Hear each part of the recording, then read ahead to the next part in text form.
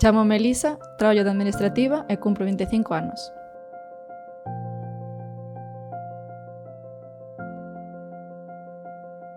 Collo todos os días o coche para ir a traballar.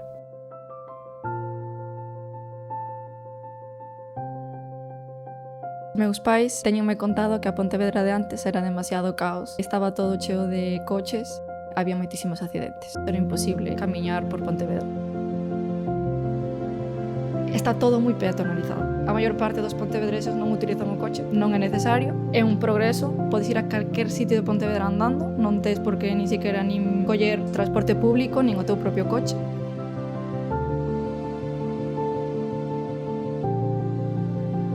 Na actualidade, Pontevedra está super avanzada, tanto na peatonalización como nas zonas verdes. Iso fixo que Pontevedra estuvese posicionada a nivel tanto nacional como mundial. Desde fora nos toman como exemplo porque hai moi poucas cidades que implementaron este modelo que agora, grazas a nós tamén, pois están empezando a implementar este modelo de cidade.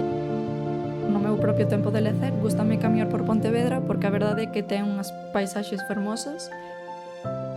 Pontevedra ten moito que dar aínda. O futuro dela vaise ver proxectado sobre todo en temas culturais e tamén medioambientais.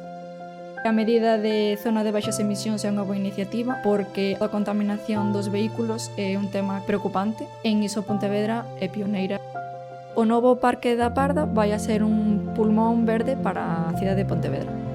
Iso vai influir na calidade de vida como tamén no ocio dos propios pontevedreses. Pois agora as cousas van ben grazas ao goberno de Lores e do Benega. Por iso é un orgullo vivir en Pontevedra.